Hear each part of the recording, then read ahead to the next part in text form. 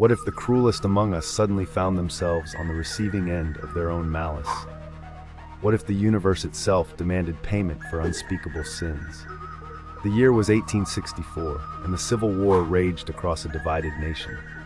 Beauregard Buchanan was a man consumed by greed and cruelty, his plantation built on the suffering of others. As Union forces closed in, he made a desperate decision that would seal his fate forever. Loaded wagons creaked under the weight of his stolen wealth. Gold coins, silver, precious stones, everything he had accumulated through decades of brutality. Behind him, 19 souls walked in chains, their eyes hollow with terror and desperation. Men, women, children, all reduced to property in his twisted mind. Buchanan's wife clutched their 2 young daughters close as they fled. His elderly father, frail and confused, sat hunched in the lead wagon. His teenage brother, barely 16, tried to appear brave despite his trembling hands. The family had traveled this route before, but something felt different tonight. The air grew thick and oppressive. The horses snorted nervously, their eyes rolling white with fear. Even the crickets fell silent. Then Buchanan saw it, a shimmering in the air ahead, like heat waves rising from summer pavement. But this was no ordinary mirage.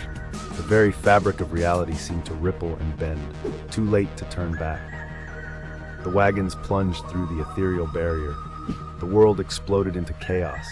Colors that had no names burned across an alien sky. The ground beneath them shifted from familiar earth to something that pulsed with malevolent life. Twisted spires of bone and metal stretched toward crimson clouds that screamed with voices of the damned. Buchanan's family huddled together, their cries lost in the howling wind. But their terror was nothing compared to what emerged from the shadows. Tall as trees, with skin like molten obsidian, the beings moved with predatory grace. Their eyes glowed like dying stars, and when they spoke, their voices rumbled like distant thunder. They had been waiting. The creatures showed no interest in the gold or silver.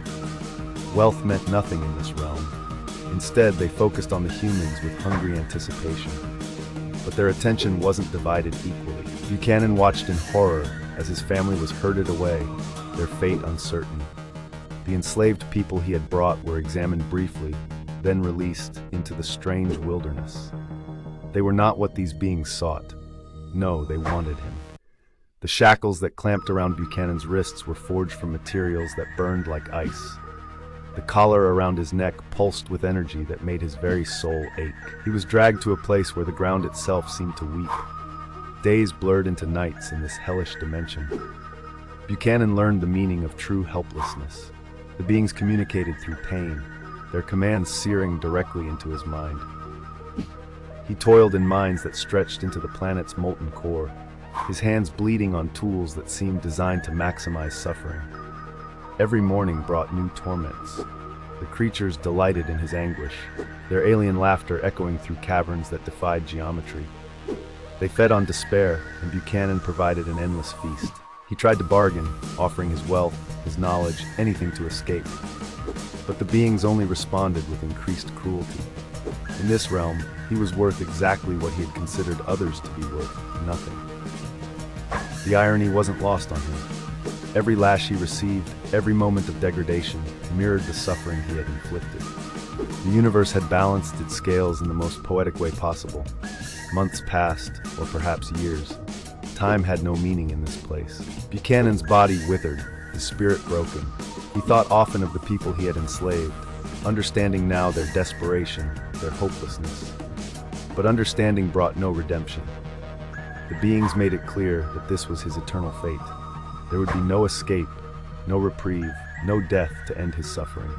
Sometimes, in the deepest darkness, Buchanan thought he heard familiar voices, his family calling out from some distant part of this nightmare realm. Whether they lived or died, he would never know. He was alone with his guilt and his tormentors. The portal that brought him here had long since closed. Earth, with its wars and struggles, continued without him. But in this alternate dimension, justice wore a different face. One that smiled with terrible satisfaction at the sight of a cruel man finally understanding the weight of his sins. Some say that cruelty creates its own prison. In Beauregard Buchanan's case, that prison had bars made of karma itself, and the sentence was forever.